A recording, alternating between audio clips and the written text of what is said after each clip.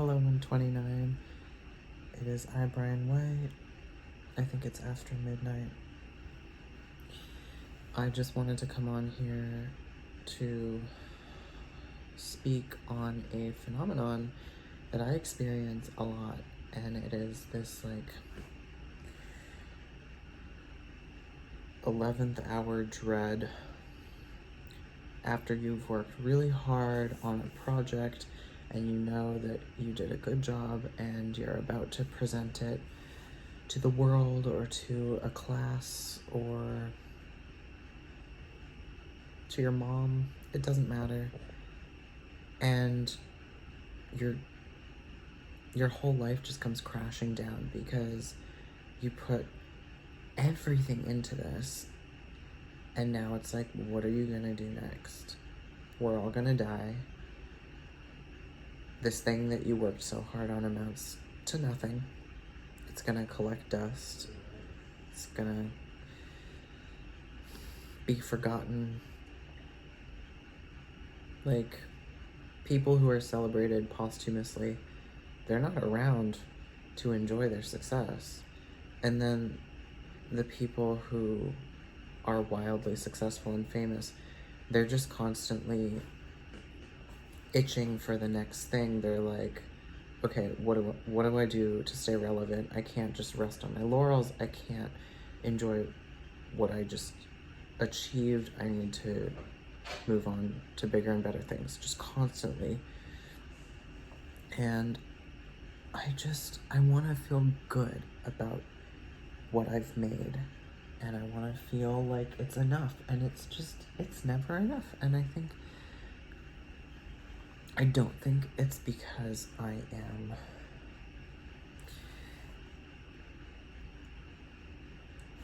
part of this artist grant of being a housewife, because I denigrate myself quite severely. I call my marriage and my existence within my marriage an artist grant.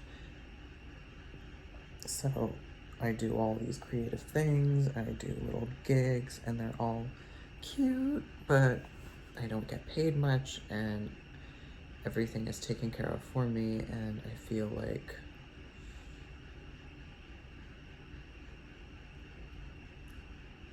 a worthless piece of shit. And so I throw myself into these passion projects, and then the 11th hour comes when I'm about to present it, and I'm just like, what's the point? It's not gonna make me feel good to show it off. Why don't I just throw it away after doing all that work? And it reminds me of 8th grade when I worked so hard on the marble toy project for science class. You know, like the obstacle course for a marble where you have like pulleys and a loop-de-loop and swirlies and all sorts of things. Mine was the best. I engineered it perfectly. And then when I brought it home, I got into a fight with my mom and I stomped on it and I destroyed it. And I never fixed it up. And I worked so hard on that project, and I just, ever since then, I'm just like, what's the point of preserving anything?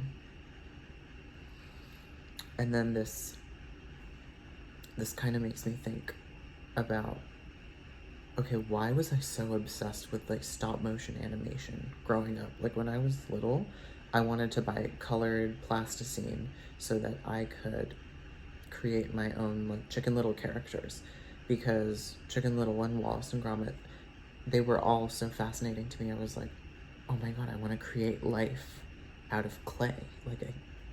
So cool, right? And then Coraline, wow. The Corpse Bride, Nightmare Before Christmas. And then in 2015, the Bratz web series that they animated, so gorgeous. It makes my heart skip a beat. And so naturally I had to get a Chloe Selfie Snaps doll from 2015, and I was just I was yearning to feel that, the life in her, because just tonight I watched this video of the creators of that web series, the animators, talking about how little kids can say, oh, that's my doll on screen. My doll has come to life. But when I was 20, holding that doll in my hand, I was just like, please, please come to life. And it was just a fucking doll. Like, it didn't even look like the stop motion character. And it, like, nothing feels worse than having what you want and it not being enough. So I totally get it when, like, people like my husband or narcissists or just constantly dissatisfied people, artists, like, when people are never satisfied with what they have. Like, they could have everything and it's just not enough because we're not in our final resting place yet. We're not in heaven. And so life by nature is just dissatisfying. It's frustrating. It just feels like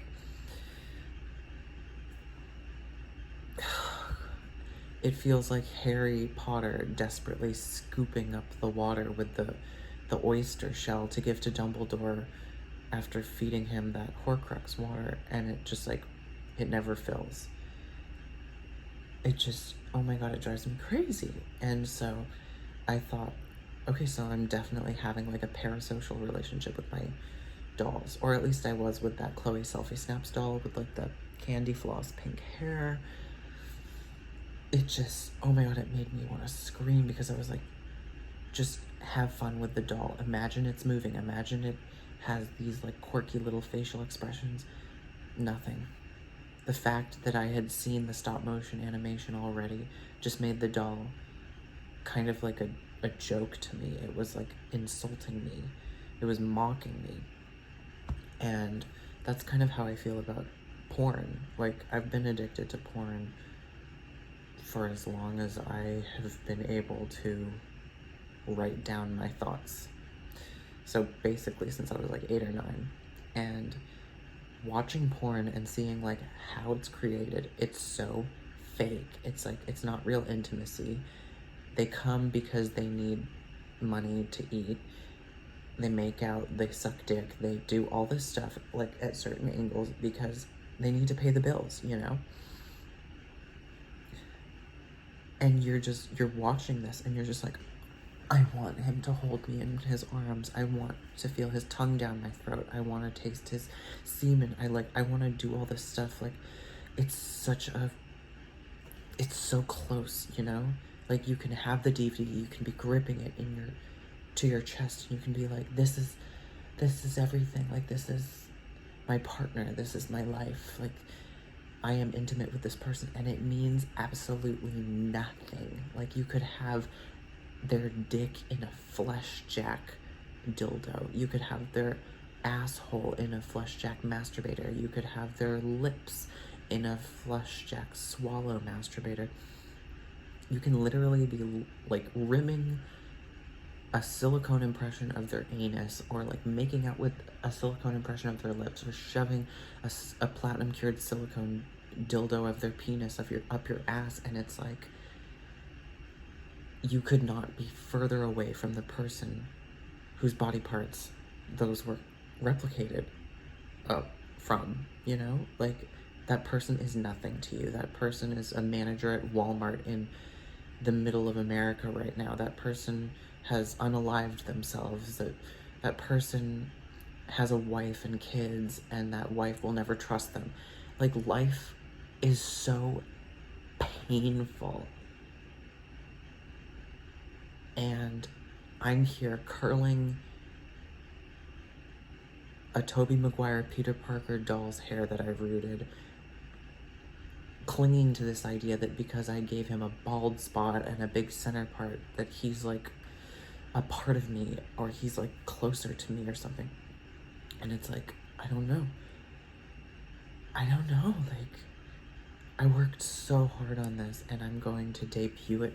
I'm going to unveil it to the masses, the 129 subscribers tomorrow, and I feel empty.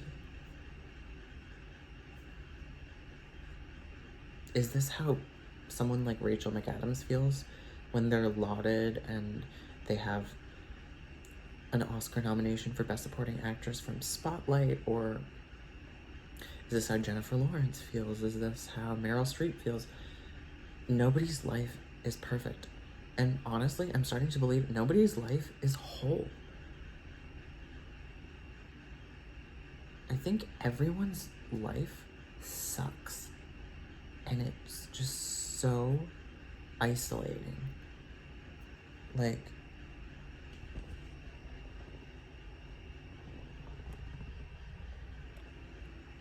I don't know. I wanted to talk about that.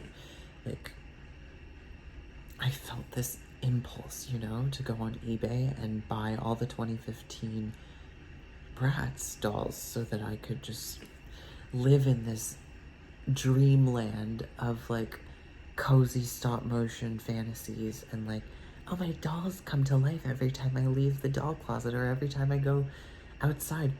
No, it's complete bullshit. Those dolls do not come to life. They're not your friend. And neither are the animators.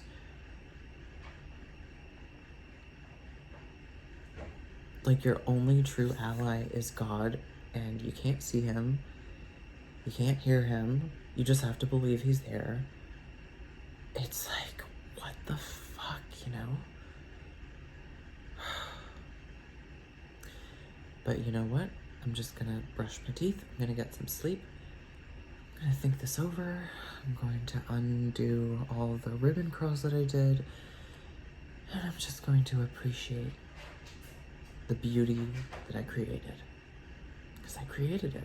I need to be proud of myself. I need to be happy.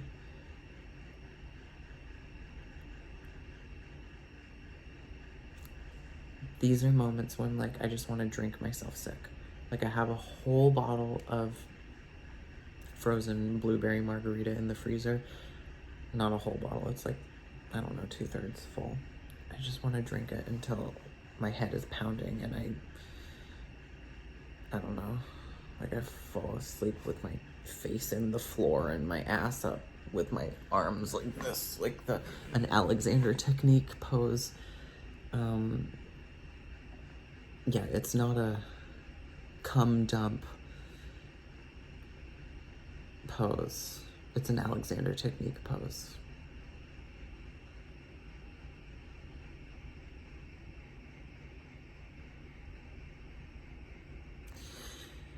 I'm trying.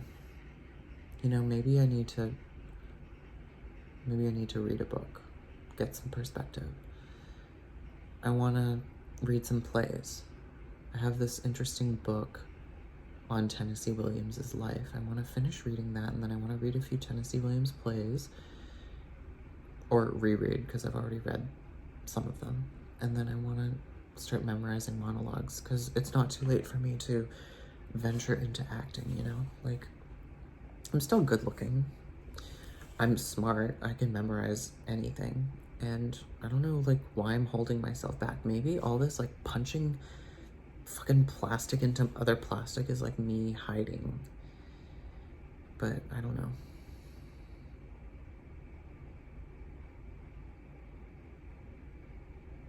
I don't know.